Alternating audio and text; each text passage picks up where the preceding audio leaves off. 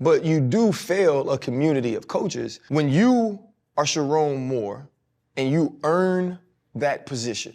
In earning that position, you get an opportunity for now people who are a part of your pipeline, people who have been a part of your surroundings, people who are close to you, you get opportunities to give them a leg up or give them interviews because you now have that power.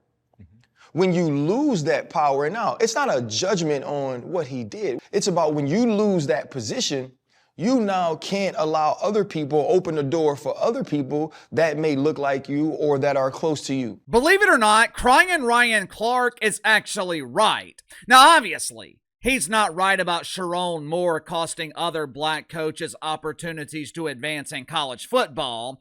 That's either rampant paranoia or Ryan Clark desperately trying to make something about race that has absolutely nothing to do with race. To be honest with you, I'm surprised that Ryan Clark didn't question Sharon Moore's blackness, whatever the hell that means. I'm surprised Crying Ryan didn't question that because Sharon Moore was wetting his wanker with a white girl. That is a sign of progress for Ryan Clark. All kidding aside, though, even though Ryan Clark is wrong about Sharon Moore costing black coaches opportunities in college football, the sentiment of what he is saying is right in another aspect of college football. Yesterday was an absolute disaster. Yesterday was so bad, I didn't even waste my time watching it. I worked on the huge embarrassing failure awards yesterday afternoon. Last night, I watched Mavs Sixers in the NBA and Packers Bears. I didn't waste my time watching the first round of the playoffs in college football. Why in the hell would I?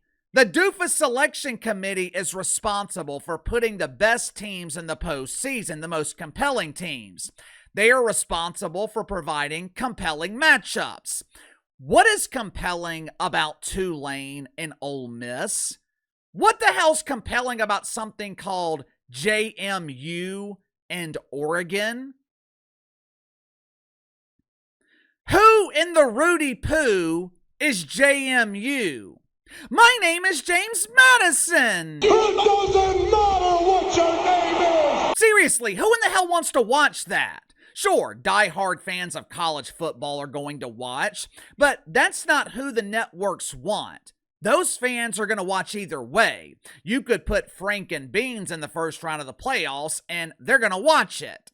In order to maximize viewership, you have got to appeal to the casual viewer. And matchups featuring Tulane and James Madison, that's not appealing. You know, initially, I understood why the committee selected Tulane. Well, what about James Madison? What about him? Most people didn't even realize that James Madison had a football program, but I understood why they selected Tulane. College football's in a tough spot right now. They're trying to show this illusion of balance. They're trying to make these smaller programs believe they actually have a chance to compete. And in basketball, they do. But with football, growing up, my dad always told me you never send a boy to do a man's job. It was abundantly clear yesterday that these smaller programs, the boy, they do not belong on the field with the men. Make sure to like and subscribe. You can follow me on Twitter at KC_BTL84. Let's go and get to the sponsor for today's video, my good friends at Sugar Mountain Trading. If your wife is anything like mine, then she loves to smell good. My wife and daughter, they are constantly applying lotion. They claim it makes their skin softer, but I think they constantly apply it because it makes them smell good. Lately, my wife has been using a variety of scents from Sugar Mountain Trading. Their luxurious all-natural lotion is crafted to calm dry, itchy skin. It gently soothes eczema and psoriasis, and the best part is, it doesn't leave your skin feeling greasy. You know how most lotions leave that film on your skin? Lotions from Sugar Mountain Trading. They are designed with an exclusive lifting method. After about a minute or so, any unabsorbed lotion evaporates into the air, leaving your skin soft and grease-free. With Christmas right around the corner, coming up this week actually, this would make a great gift for your wife. My wife prefers the black raspberry or American Spirit, but there are 15 different fragrances for you to choose from. If you prefer lotion without the smell, there's also a fragrance-free option available. So click the link in the description below. They have increased their discount for the holidays. Use promo code BTL35, BTL35. Receive 35% off your first purchase with Sugar Mountain Trading. I know it sounds harsh. I know it sounds mean.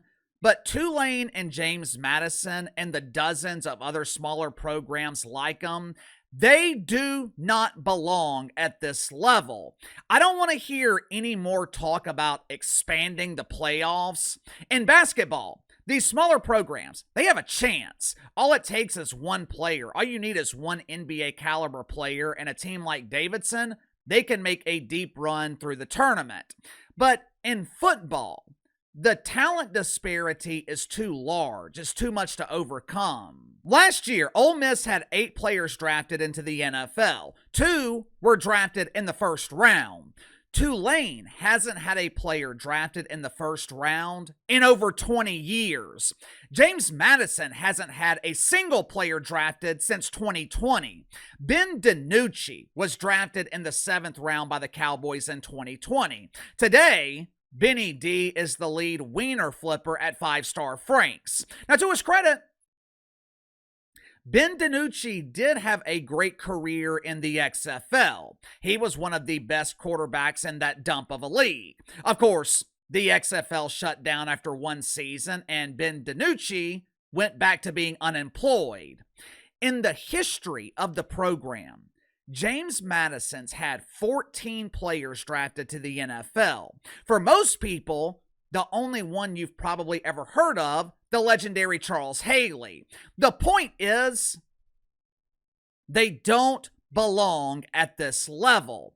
This was a nice little experiment. You try to recreate the magic of March Madness. You try to create a Cinderella story. You're trying to give people an underdog to get behind. It didn't work. It will never work. The NCAA or whoever's in charge of this doofus committee, they have got to fix this immediately, because next year, there's going to be another Tulane. There's going to be another James Madison. They'll probably be undefeated. Doesn't matter. They might go through the regular season winning by an average of 40 points. Doesn't matter. Tulane played one ranked opponent all season, Ole Miss. They got their ass kicked 45-10. Yesterday, Ole Miss had a little bit of mercy for Tulane and only scored 41 points. Well, Casey, that's not true. Tulane also played North Texas and they won. This was a huge win.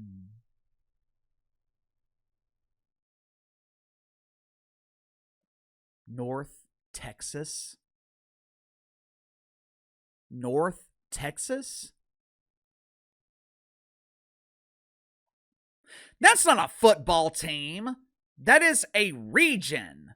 This cannot happen again. You can't leave out a team like Notre Dame, who was 10-2. And if I remember correctly, the excuse they gave for Notre Dame being left out was strength of schedule. James Madison was playing teams like Marshall, Troy, something called Weber. That sounds like the stripper lineup at Club Shay Shay. Going forward, you cannot claim Notre Dame was left out over their schedule and include a team like James Madison. But KC, James Madison won the SBC championship game. They earned an automatic bid to the playoffs. I thought SBC was a bank, not a football conference. Either way, doesn't matter. We have reached a point where college football needs to be separated into different divisions, different leagues. The four major conferences, the Big 12, Big 10, SEC, ACC, they should be in a league of their own. During the regular season, they should not be playing Furry Murray. They shouldn't be playing Southern Georgia. The four major conferences, they should be scheduling games against each other. You can put the SBC and whatever other mid-major conferences that exist, you can put them in their own league with their own playoff system, and they can compete against each other. Also, since Uncle KC is solving the NCAA's problems, outside of the national championship game, the other playoff games, they should be held at home. The one positive from yesterday, the atmosphere at the home stadiums. Even Ole Miss, which has barely supported their team all season, after 3 months of sleeping in, after 3 months of not having the energy to walk across campus to the stadium, kids at Ole Miss finally showed up yesterday afternoon and the atmosphere was electric. I don't understand why sports leagues, and this happens at the professional level too, the NFL continues to expand their schedule in Europe.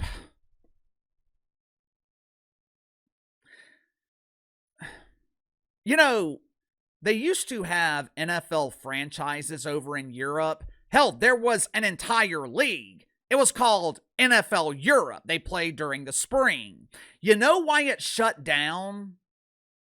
Lack of interest, lack of support. The NBA is scheduling games in Mexico City or in the middle of the desert in the Middle East.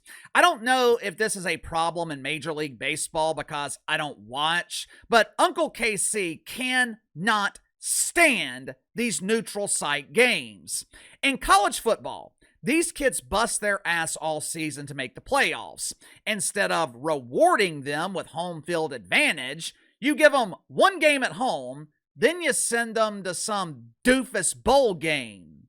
Hey fans, join us January 1st. It's Alabama, Indiana in the Rose Bowl.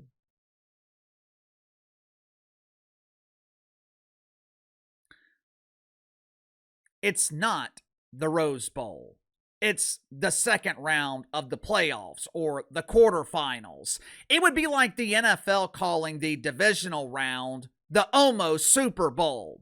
If college football wants to be minor league football, which they clearly do, then they need to start acting like it. Get rid of these damn bowl games, get rid of these teams that have no chance at winning or competing, and put the best teams in the playoffs.